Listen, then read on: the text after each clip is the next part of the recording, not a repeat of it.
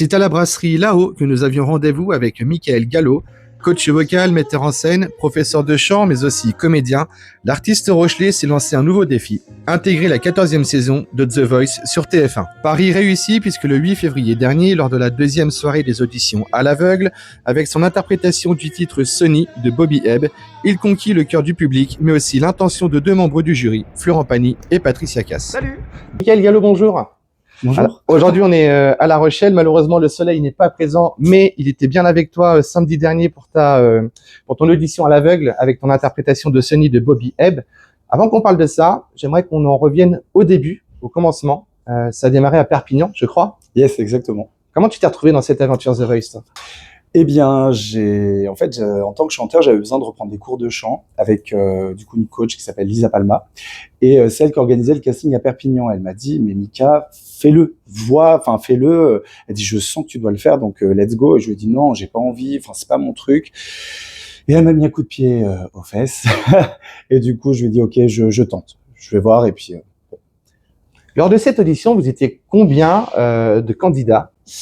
Alors, il y avait, me semble-t-il, 20 candidats et il y avait la présence de Bruno Berberes qui est le directeur de casting de The Voice. Et je crois qu'en tout, sur toutes les auditions qui se passent en France pour ce télécrochet, vous étiez plus de 60 000 à participer pour The Voice. Il paraît, ça fait beaucoup. Au début, quand tu as fait cette audition-là, tu y es allé en te disant bon bah j'y vais, on verra bien ce qui se passe, ou est-ce que tu avais quand même un petit espoir de pouvoir accéder à l'émission ? Je pense qu'on a toujours un espoir parce qu'on se dit si j'y vais, j'ai envie que ça marche. Et en même temps, je me suis dit si ça marche pas, je ferai autre chose. C'est pas grave. Et en fait, c'est que ça a marché. Et ça a marché tellement que du coup, alors pour la petite anecdote, parce qu'on adore les petites anecdotes, Bruno Berberes m'entend sur Sonny, parce que j'avais présenté Sonny. Et à la fin, il me dit, est-ce que tu peux venir me voir ? Ok, j'y vais. Et il me dit, est-ce que tu pourrais refaire ta chanson en étant moins prof de chant et plus Michael ? Et là, ça m'a perturbé parce que je me suis dit, bah ouais, c'est vrai que du coup, je suis professeur de chant, coach vocal, je suis très carré, etc. Et là, il me demandait d'être plus moi. Donc, on me disait vraiment, sois toi dans l'instant. Et c'est vrai que ça a été magique. La troisième chanson, du coup, a été extraordinaire. Enfin, dans le vécu, quoi. Mais c'est vrai que justement, en étant coach vocal et professeur de chant, est-ce que ça peut être aussi un handicap plus qu'un atout ? Alors, ça peut être un handicap parce qu'effectivement, on cherche une espèce de perfection qui est dans la technique vocale, la manière d'interpréter, etc. Sauf qu'effectivement, un artiste, on lui demande d'interpréter, donc c'est-à-dire de mettre de l'énergie, mais sa propre énergie. C'est pas que je le faisais pas, mais je me cachais derrière ce truc très carré, quoi. Ton audition a eu lieu le samedi 8 février dernier, audition à l'aveugle. Tu as fait ton incroyable interprétation de Sonny de Bobby Hebb, je le répète. Et là, pendant cette prestation, Florent Pagny et Patricia Cass se sont retournés. Quand tu étais encore dans ton interprétation, mais que tu as vu ces fauteuils se retourner, intérieurement, tu t'es dit quoi ? Alors, j'avais pas le temps de me dire quoi que ce soit parce que j'étais dans la partie un peu haute de la chanson où il fallait de l'énergie. Et donc, c'était un peu comme un effet Karcher, c'est-à-dire que de toute façon, j'étais déterminé. Quand j'y suis allé, j'étais déterminé. Je me suis dit, tu donnes le maximum de ce que tu peux parce que ça passe ou que ça casse, il y a justement cette idée de laisser une trace. En fait, j'avais envie vraiment de laisser une belle trace dans The Voice. Et ça s'est fait, ils se sont retournés pile dans la montée, et donc j'ai continué, et je crois que ça m'a donné encore plus d'énergie et de joie de terminer ma chanson, pour diffuser le soleil, quoi. Quand tu es entré sur scène, tu étais dans quel état d'esprit ? Est-ce que j'imagine tu avais un petit peu de stress, de trac ? Parce que pour rappel, tu as quand même fait ton interprétation devant 800 personnes qui composent le public The Voice. Oui. Au début, quand tu t'es lancé, et à la fin, quand tu as terminé, il y a eu ce relâchement, j'imagine ? Oui, en fait, au début, c'est vrai que je trépignais dans les coulisses. J'étais avec le coach vocal qui m'avait suivi dans l'aventure. Et c'est vrai, et puis on le voit dans le reportage, en fait, au début, j'avais hâte, en fait, de donner ce que j'avais à donner. Et puis, parce qu'en fait, j'avais assez travaillé, enfin assez, on travaille jamais assez, mais j'étais prêt. C'était mon moment, j'avais envie vraiment c'était un moment sacré, quoi, pour moi. Et donc, on marche, il y a le silence, les lumières, et d'un coup, il y a, hop, le petit accord, 1, 2, 3, 4, et on démarre. Et après, quand les fauteuils se retournent et que ça se termine, bah je lance un yes parce que c'était voilà, ça y est, on l'a fait, parce que je me suis vraiment mis en mode guerrier, quoi. C'était pour moi c'était un challenge, mais un challenge de dingue, et là de le réussir, mais merci la vie, quoi.